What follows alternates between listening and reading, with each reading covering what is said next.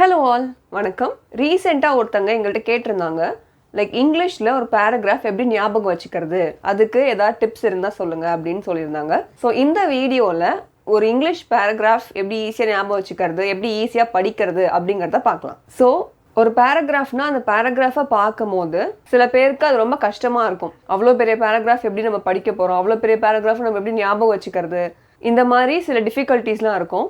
இதெல்லாம் எப்படி over come பண்ணணும் அப்படிங்கிறதுக்கு சில டிப்ஸ் நான் சொல்கிறேன். ஸோ இப்போ உங்களுக்கு ஒரு பேராகிராஃப் கொடுத்துருக்காங்க, அந்த பேராகிராஃபை நீங்கள் படிக்க போகிறீங்க.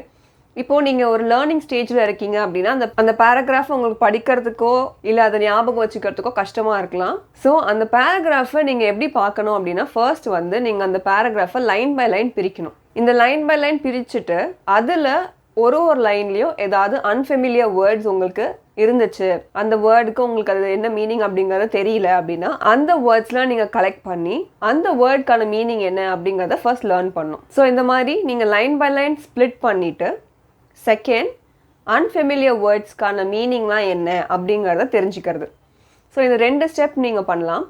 தேர்ட் ஸ்டெப், இது வந்து ரொம்ப கஷ்டமாக இருக்குது எனக்கு அந்த பேராகிராஃப், நான் என்னதான் நான் மீனிங்லாம் பார்த்தாலும் அந்த பேராகிராஃபை காம்ப்ரிஹெண்ட் பண்ணுறதுக்கோ இல்லை புரிஞ்சுக்கிறதுக்கோ ரொம்ப கஷ்டமாக இருக்குது அப்படின்னு நீங்கள் ஃபீல் பண்ணுறீங்க அப்படின்னா இந்த தேர்ட் ஸ்டெப் நீங்கள் ஃபாலோ பண்ணலாம். அந்த பேராகிராஃப் ஃபர்ஸ்ட் நீங்கள் ஸ்ப்ளிட் பண்ணிட்டீங்க லைன் பை லைன், அடுத்து அந்த அன்ஃபெமிலியர் வேர்ட்ஸ்க்கான மீனிங்கும் நீங்கள் பார்த்துட்டீங்க. தேர்ட் என்ன பண்ணலாம் அப்படின்னா, அந்த பேராகிராஃபை நீங்கள் கண்டுபிடிச்ச மீனிங்ஸ்லாம் வச்சு உங்களோட மதர் டங்க்கு கன்வெர்ட் பண்ணி பார்க்கறது. ஸோ ஒரு மதர் டங் கன்வெர்ட் பண்ணி பார்க்குறீங்க அப்படின்னாலே யூஸ்வலாக இந்த மாதிரி ஃபாரின் லாங்குவேஜஸ்க்கு பதிலாக மதர் டங்கில் நீங்கள் படிக்கும் போதோ இல்லை அதை நீங்கள் லேர்ன் பண்ணும் போதோ கொஞ்சம் ஈஸியாக இருக்கும். ஸோ தட் நீங்கள் அதை ஞாபகம் வச்சுக்கிறதுக்கு யூஸ்ஃபுல்லாக இருக்கும்.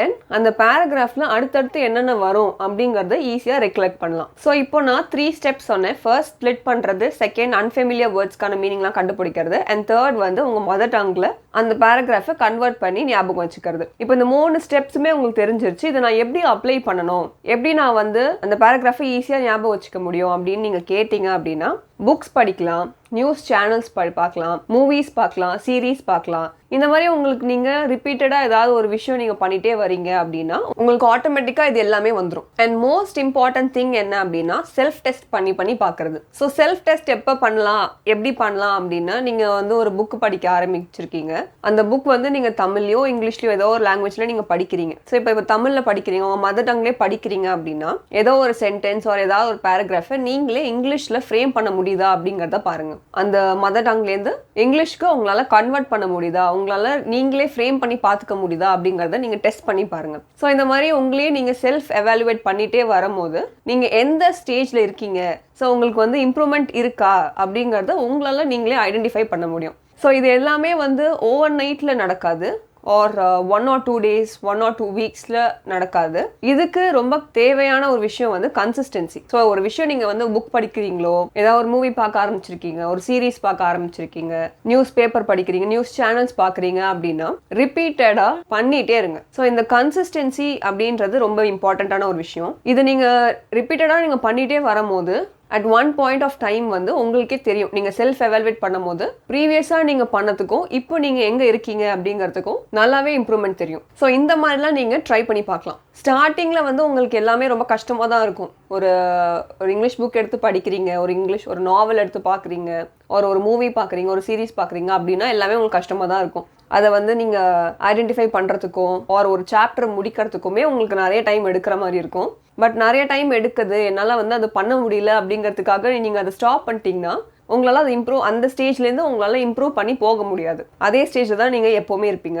அதை நீங்கள் ஓவர் கம் பண்ணி வரணும் அப்படின்னா ஈச் டே ஒரு பேஜ் படிக்கணும். ஸோ நீங்கள் ஒரு 1 week 2 weeks அந்த மாதிரி 1 page நீங்கள் படிக்கிறீங்க அப்படின்னா நெக்ஸ்ட் வீக்லேருந்து அந்த 2 pages மாற்றுங்க. ஸோ இந்த மாதிரி உங்களுக்கு டே பை டே பேஜஸும் இன்க்ரீஸ் ஆகும், அட் த சேம் டைம் உங்களுக்கு அது படிக்கிறதுக்கு ஈஸியாகவும் மாறும். ஸோ இன்னொரு பெஸ்ட் எக்ஸாம்பிள் என்ன அப்படின்னு பார்த்தீங்கன்னா, சின்ன குழந்தைக்கு 26 ஆல்ஃபபெட் அப்படின்னு நம்ம சொல்கிறோம். அந்த 26 ஆல்ஃபபெட் அந்த சின்ன குழந்தைக்கு படிக்கிறதுக்கு ஃபஸ்ட்டு வந்து கஷ்டமாக தான் இருக்கும். பட் அந்த சின்ன குழந்தைங்களுக்கு நம்ம நிறைய ஹோம்ஒர்க் கொடுப்போம். டீச்சர்ஸாக இருக்கட்டும், பேரண்ட்டாக இருக்கட்டும், நிறைய ஹோம்ஒர்க் கொடுப்பாங்க. ஸோ ஒரு காலம் ஃபுல்லாக A எழுதணும், ஒரு காலம் ஃபுல்லாக B எழுதணும். ஸோ இந்த மாதிரி எழுதி பார்க்குறது, ஓவரெல்லாம் அவங்கள்ட்ட கேட்டு அதை ஞாபகம் வச்சுக்க வைக்கிறது, ஒரு சாங் மூலியமாக அந்த குழந்தைங்களுக்கு ஏபிசிடி சொல்லித்தரது, இந்த மாதிரி நிறையா வேஸ் இருக்குது படிக்கிறதுக்கு. அதே மாதிரி உங்களுக்கு எந்த வே வந்து கன்வீனியண்ட்டாக இருக்கோ, அந்த வே நீங்கள் வந்து ஐடென்டிஃபை பண்ணி அது மூலயமா நீங்கள் படிக்க ஆரம்பிக்கலாம். ஸோ இப்போ நான் வந்து ஒரு பேராகிராஃப் எப்படி படிக்கணும் அப்படின்னு நான் சொன்னேன், அதுக்கான ஸ்டெப்ஸும் நான் சொன்னேன். இப்போது அதை வச்சு ஒரு எக்ஸாம்பிள் பார்க்கலாம். ஸோ இந்த எக்ஸாம்பிள் மூலயமா நான் எப்படி பண்ணணும் அப்படிங்கிறத உங்களுக்கு சொல்கிறேன். இதை வச்சு நீங்களா ஒரு பேராகிராஃப் எடுத்து இந்த ஸ்டெப்ஸ்லாம் ட்ரை பண்ணி அது அந்த பேராகிராஃப் ஞாபகம் வச்சுக்க முடியுதா அப்படிங்கிறத பாருங்க. ஸோ உங்களுக்கு அந்த பேராகிராஃப் ஸ்க்ரீனில் டிஸ்பிளே ஆகும். இந்த ஸ்டோரி வந்து எல்லாருக்கும் ரொம்ப ஃபெமிலியரான story, the dog and the bone. Once there was a dog who wandered the streets day and night in search of food. One day, he found a big juicy bone and immediately grabbed it between its mouth and took it home. On its way home, he crossed a river and saw another dog who also had a bone in its mouth. He wanted the bone for himself too. But as he opened his mouth, the bone he was biting fell into the river and sank.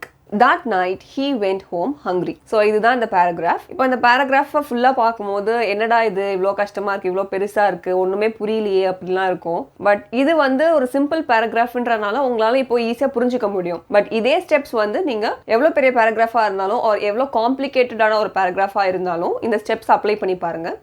அதுக்கு work out ஆச்சா இல்லையா அப்படிங்கிறத நீங்கள் சொல்லுங்கள். So இப்போ இந்த paragraph நம்ம line by line பிரிக்க போகிறோம். ஸோ இப்போ உங்களுக்கு லைன் பை லைன் உங்களுக்கு ஸ்க்ரீனில் டிஸ்பிளே ஆகும்.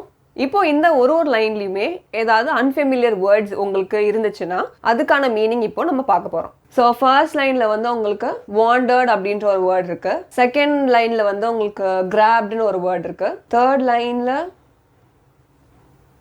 ஓகே எல்லாமே நார்மல் வேர்ட்ஸ். ஃபோர்த் லைன்லையும் நார்மல் வேர்ட்ஸ். லாஸ்ட் லைன்லையும் அதே தான். ஸோ உங்களுக்கு 5 டிஃப்ரெண்ட் லைன்ஸ் இருக்கு. இப்போ இந்த வாண்டர்ட் அப்படின்னா இங்கேயும் இங்கேயும் போயிட்டு வர்றது, அலைஞ்சிட்டு இருக்கிறது. கிராப்ட் அப்படின்னா இப்படி பிடிச்சிக்கிறது. ஸோ இப்போ இந்த வேர்ட்ஸை வச்சு நம்ம சென்டென்ஸ்க்கான மீனிங் என்ன அப்படிங்கிறத மதர் டங்கில் பார்க்கலாம். Once there was a dog who wandered the streets day and night in search of food. So ஒரு டாகு டே அண்ட் நைட் வந்து ஃபுட்டு தேடி இங்கேயும் இங்கேயும் அலைஞ்சிட்டு இருந்திருக்கு. இதுதான் ஃபர்ஸ்ட் லைனுக்கான meaning. Second line, one day he found a big juicy bone and he immediately grabbed it between his mouth and took it home. So ஒரு நாள் வந்து நல்ல ஒரு ஜூசியான ஒரு போன் பார்க்குது. அந்த போனை பார்த்த உடனே அதை எடுத்துட்டு அது வீட்டுக்கு போகுது. Third line, on his way home he crossed a river and saw another dog who also had a bone in its mouth. So வீட்டுக்கு போகிற வழியில் அது இன்னொரு ரிவரில் வந்து இன்னொரு டாக் பார்க்குது. அந்த டாக் கிட்டேயும் ஒரு போன் இருக்குது. He wanted that phone for himself too. So அடுத்த லைன், அந்த போனும் அதுக்கு வேணும் அப்படிங்கிறத ஆசைப்படுது. அடுத்த line, but as he opened his mouth, the bone he has biting fell into the river and sank. So அந்த போனும் அதுக்கு வேணும் ஆசைப்பட்டனால அந்த போனை எடுக்கணும் அப்படிங்கிறதுக்காக அது வாய் திறக்கும் போது அதுக்கிட்ட இருந்த போன் வந்து ரிவரில் விழுந்து உள்ள முழுகிடுச்சு. இதனால that night he went home hungry. So இதனால அது பசியோட அது வீட்டுக்கு போயிடுச்சு. ஸோ இந்த மாதிரி நீங்கள் வந்து ஒரு பேராகிராஃபை லைன் பை லைன் பிரிக்கிறீங்க.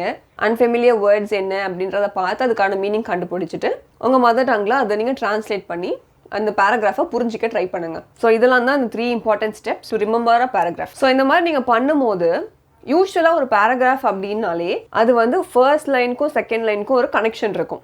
அதே தான் அந்த பேராகிராஃபில் இருக்கிற எல்லா லைனுமே ஒன்றுக்கு ஒன்று கனெக்டடாக தான் இருக்கும். ஸோ இந்த மாதிரி கனெக்டடாக இருக்கிற ஒரு பேராகிராஃபை நீங்கள் வந்து நான் சொன்ன ஸ்டெப்ஸ்லாம் ஃபாலோ பண்ணி ஈஸியாக ஞாபகம் வச்சுக்கலாம். ஸோ இந்த மாதிரி ஸ்டெப்ஸ்லாம் நீங்கள் ஃபாலோ பண்ணி உங்களுக்கு ஏதாவது ஒரு பேராகிராஃபை நீங்கள் ட்ரை பண்ணி பாருங்கள். அப்போயே உங்களுக்கு ஃபர்தராக ஏதாவது டவுட்ஸ் இருக்குது, ஒரு கொஷின்ஸ் இருக்குது அப்படின்னா நீங்கள் காமெண்ட் செக்ஷனில் கமெண்ட் பண்ணலாம். Thank you so much. நன்றி.